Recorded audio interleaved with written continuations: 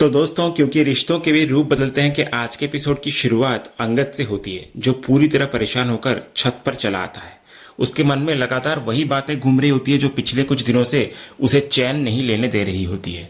तभी उसके सामने उसकी परछाई आती है और उससे बात करने लगती है। परछाई अंगद से कहती है कि वो इतना परेशान क्यों हो रहा है।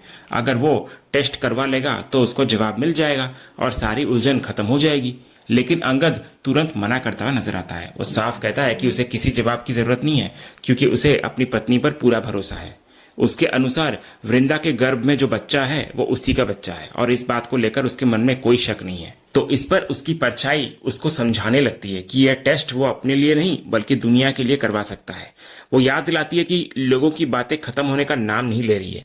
कुछ लोगों को नौकरी से निकालने के बाद भी अफवाहें खत्म नहीं हुई बल्कि और बढ़ गई हैं। तभी अंगद फिर कहता है कि अगर वृंदा को इस टेस्ट के बारे में पता चल गया तो उसको बहुत बुरा लगेगा। तब परछाई एक और तर्क देती है। वो कहती है कि अभी किसी को बताने की जरूरत नहीं है। अगर आगे चलकर कभी किसी ने वृंदा के चरित्र पर सवाल उठाया या बदनामी करने की कोशिश की तो यही रिपोर्ट सबके सामने सच साबित कर सकती है। वो लगातार अंगद को यही सोचने पर मजबूर करती है कि यह कदम शक की वजह से नहीं बल्कि अपने परिवार और वृंदा की इज्जत बचाने के लिए हो सकता है। तो इस पर अंगद फिर भी पूरी तरह सहज नहीं होता। उसके मन में बार बार यही चलता है कि यह सब गलत है। लेकिन परछाई उसे यही कहती रहती है कि अगर लोगों की उंगलियां उठने से रोकना है तो यही रास्ता है। इसके बाद परछाई गायब हो जाती है, लेकिन उसके शब्द अंगद के दिमाग में रह जाते हैं। अगली सुबह नाश्ते की टेबल पर भी अंगद बेहद परेशान दिखाई देता है। उसकी प्लेट सामने रखी होती है लेकिन उसका ध्यान कहीं और होता है। तभी वृंदा वहां आती है और नोटिस करती है कि वो कुछ ज्यादा ही खोया हुआ है। वो उससे पूछती है कि आखिर बात क्या है और वो इतना परेशान क्यों लग रहा है। तब अंगद बहुत सामान्य बनने की कोशिश करते हुए कहता है कि उसे लगता है कि दोनों को एक बार फिर अस्पताल जाकर कुछ टेस्ट करवा लेने चाहिए।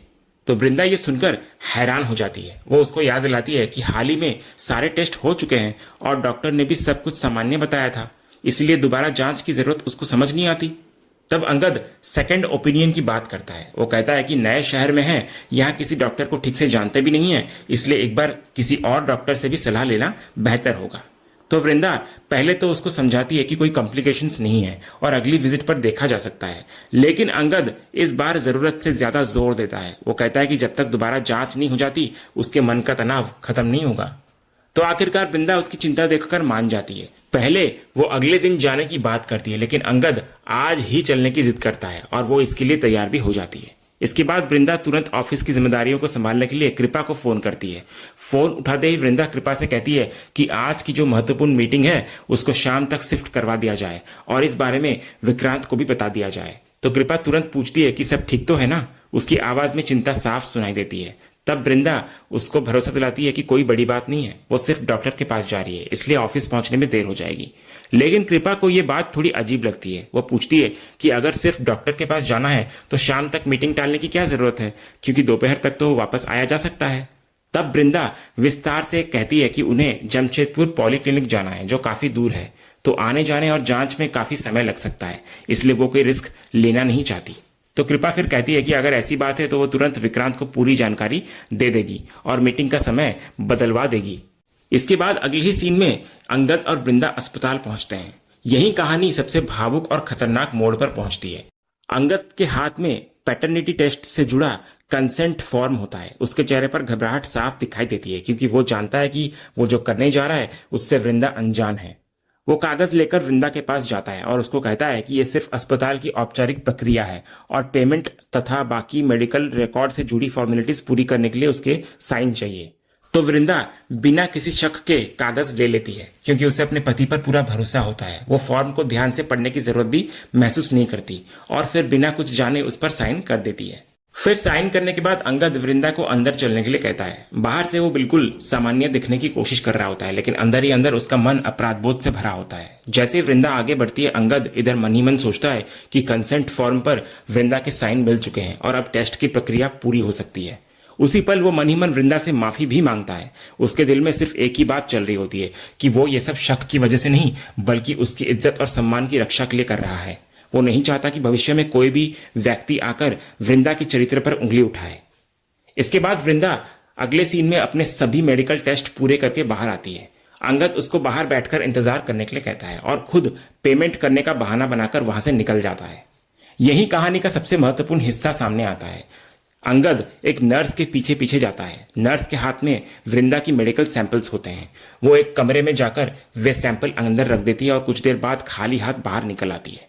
तो नर्स के जाते ही अंगद चुपचाप उसी कमरे में पहुंचता है। कुछ देर बाद जब वो बाहर निकलता है तो उसके हाथ में भी वृंदा का ब्लड सैंपल होता है। उसके चेहरे पर बेचैनी साफ दिखाई देती है।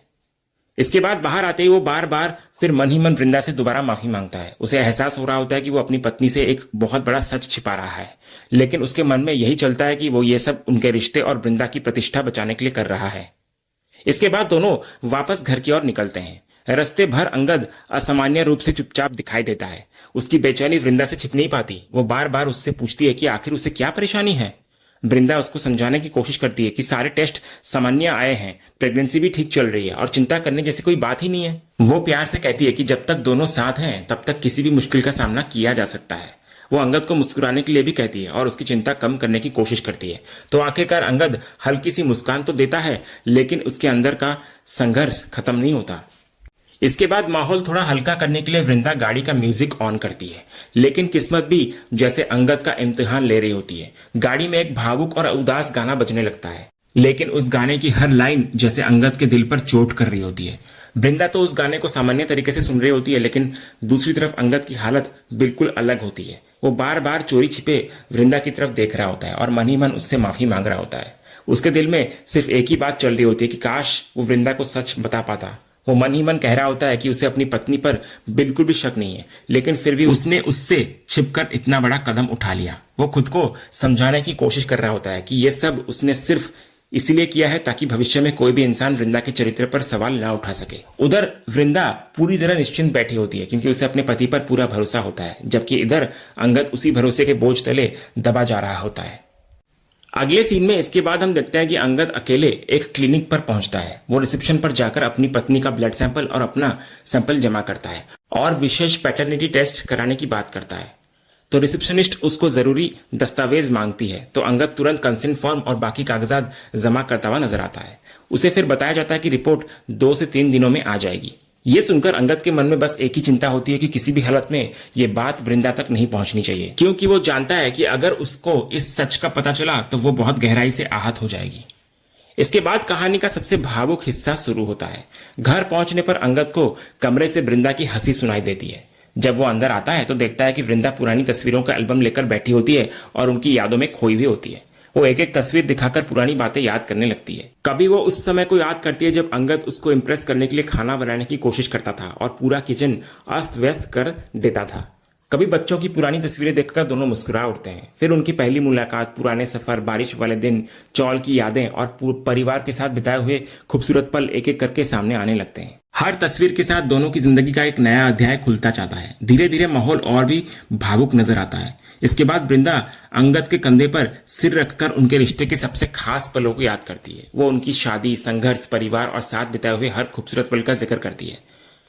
वृंदा अक्षय और माधवी की पुरानी तस्वीरों को देखकर भावुक नजर आती है। वो कहती है कि कैसे इन दिनों ने उनकी जिंदगी को पूरी तरह बदल दिया और उनके घर को खुशियों से भर दिया।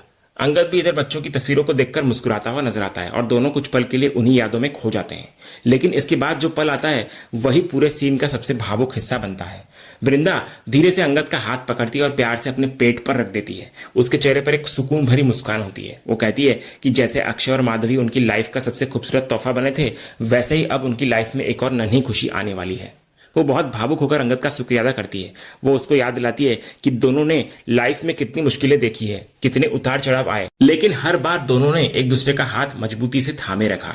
वृंदा कहती है कि उसने कभी उसका साथ छोड़ा नहीं और अंगद ने भी हर मुश्किल में उसका साथ निभाया। इसलिए उसकी नजर में अंगद सिर्फ उसका पति नहीं बल्कि उसकी जिंदगी का सबसे कीमती इंसान है।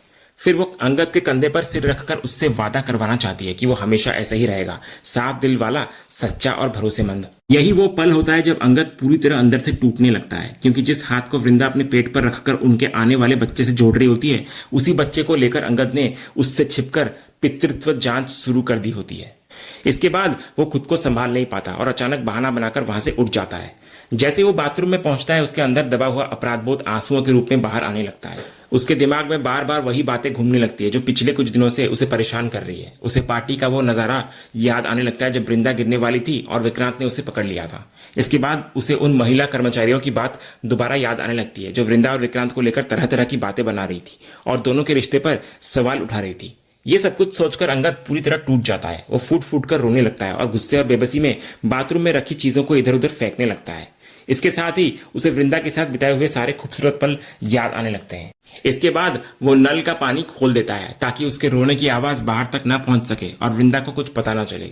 फिर वो नीचे बैठ जाता है और अपराधबोध में लगातार रोते रहता है। वो बार बार वृंदा से मन ही मन माफी मांग रहा होता है। उसे लग रहा होता है कि उसे ये टेस्ट करवाना पड़ रहा है, जबकि वो ऐसा करना नहीं चाहता था। उसके दिल में यही दर्द होता है कि अगर कभी वृंदा को पता चल गया कि लोग उसके बारे में कैसी कैसी बातें कर रहे हैं तो वो ये सब बिल्कुल भी बर्दाश्त नहीं कर पाएगा। और इसी सोच में डूबा हुआ अंगद लगातार रोता रहता है और खुद को कोसता रहता है। और इसी भावुक सीन के साथ आज का यह एपिसोड यहीं पर खत्म होता है। तो दोस्तों, आपको आज के एपिसोड का अपडेट कैसा लगा, अपनी राय हमें कमेंट बॉक्स में जरूर बताएं। अगर आपको आज का यह वीडियो पसंद आया हो तो वीडियो को लाइक और शेयर जरूर करें और ऐसे लेटेस्ट एपिसोड का अपडेट्स जानने के लिए हमारे इस चैनल को सब्सक्राइब करना ना भूलें और बेल आइकन को भी जरूर दबाएं। मिलते हैं अगले एपिसोड के अपडेट के साथ, तब तक के लिए धन्यवाद।